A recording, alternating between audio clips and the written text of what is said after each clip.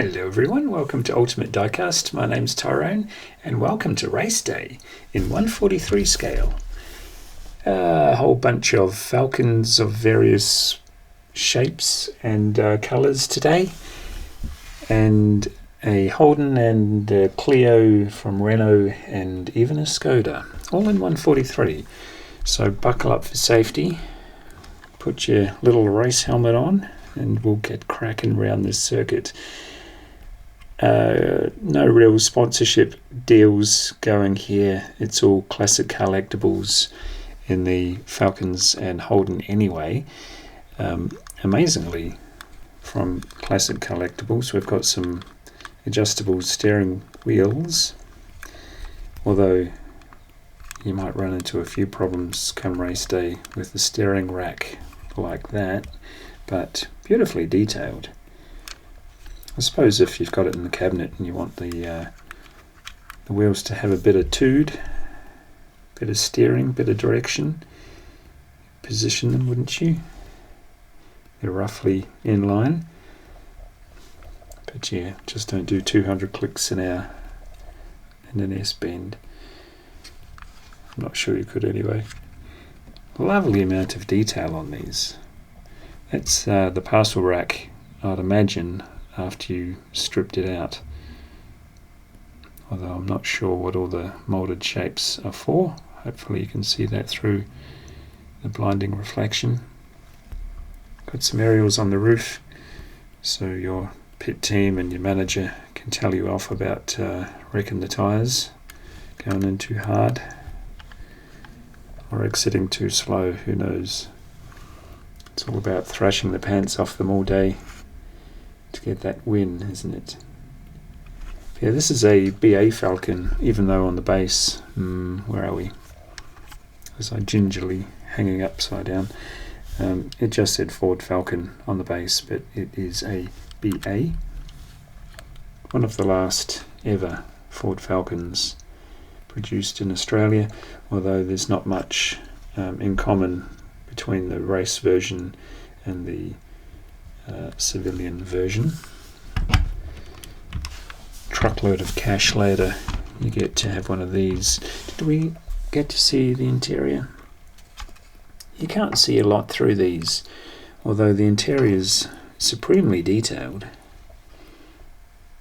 I'm not sure how much you're picking up through there. No. Sadly, it's a bit of a wasted effort, isn't it? I suppose if you're a keen racing enthusiast, you could eyeball it through the windows. We'll switch it up to a ute. This is the same front end, more or less. Again, with no sponsorship deal. Roughly the same front end, and all business out the back. You could even put a load of gravel, sand, whatever you want, on the way home from the race. A couple of bags of cement. Or your cattle dog. You're supposed to restrain anything that goes in the back nowadays. It used to be that your mates could jump in with a carton of beer. Your dog could jump in and off you went, but these days no people, and if there's an animal, it's got to have a harness. Such killjoys. Classic Collectibles Club on the windshield visor sticker thingy.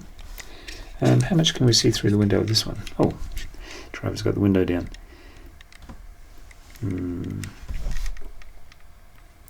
I'll try. Oh yes. Looks like my car. Except mine's an auto. This appears to be a manual. But you wouldn't want an automatic around the racetrack, would you? Looks great. Nice blue. Goes well with the silver. And very in keeping with the Ford colour scheme, isn't it? Sweet. Really nice detail. Really nice lensed everything. I would like to see this in a regular street version rather than with that kind of paint job and the numbers and all sorts it's got, because those wheels are actually pretty well stock standard on the street version. So yeah, I'll keep my eye out for a street version. And of course you get the hardcover to plonk on the back. Sweet. Having classic collectibles as the decal is sort of like, as we bring on yet another Falcon, is sort of like having a t-shirt minus the nonsense they put on the front. It always bemuses me how they can charge $60 and $70 for a t-shirt with a sneaker company or a tennis gear company splashed all over the back and front, and they expect you to walk around and advertise their stuff for free. In fact, worse than free. You've just paid $70 for a t-shirt, and you know they're $5 things from China, but I tend to stay away from anything with logos on them, but that's just me. We can see through the driver's window of this one. I've carelessly let the window down and decided not to have the net to stop their arms getting thrown out of the window. You'd imagine the arms would still be attached to their torso, but you know what I mean. The G-forces and slamming up against a wall or another car, I'm sure an arm would go flailing and get dispensed with quite quickly at the speeds they travel.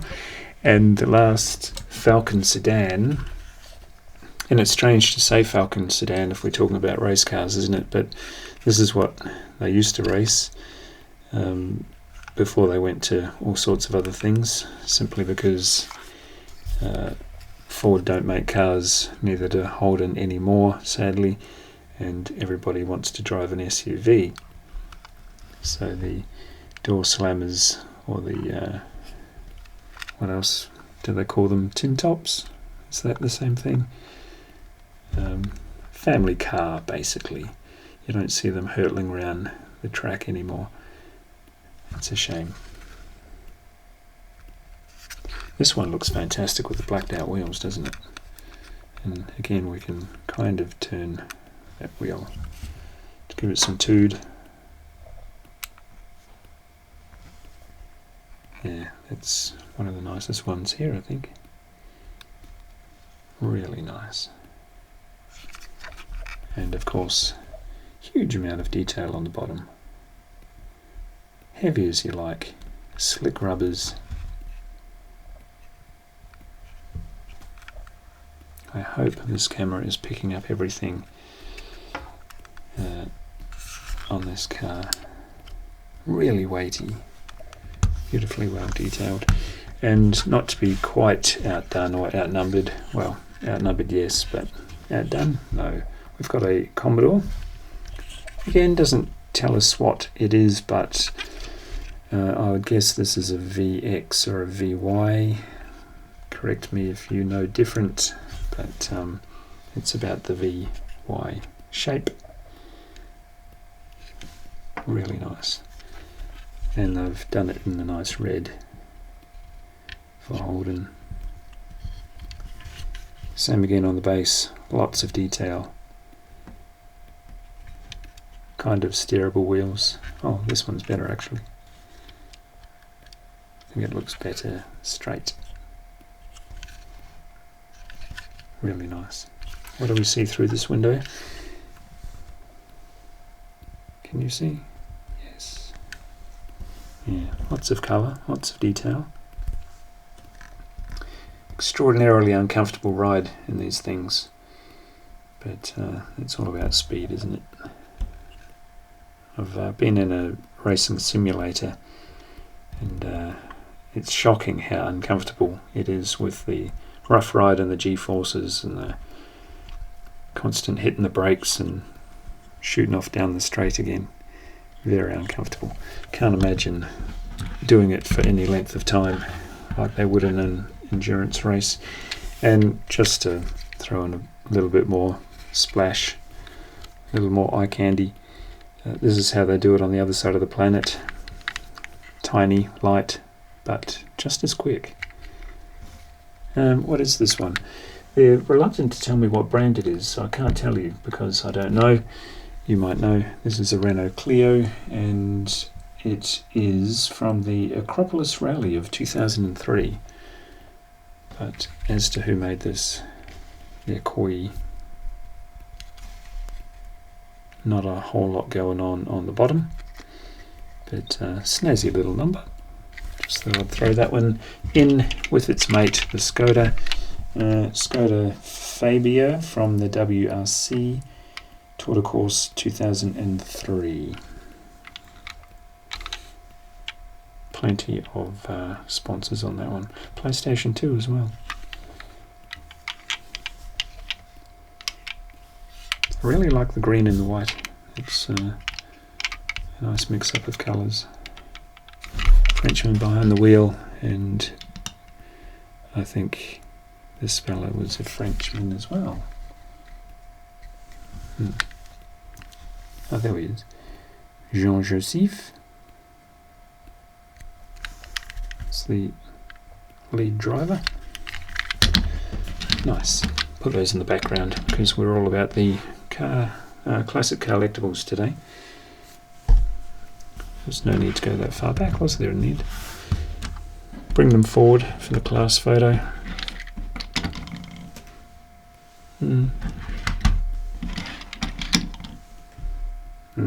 It's a bit better.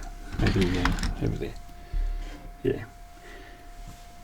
What do you think? Bit of eye candy, bit of fun. Not much information because I don't have any, so just a bit of dumb fun. Hope you enjoyed the show. Like, share, subscribe, and I'll see you in the next one. Bye.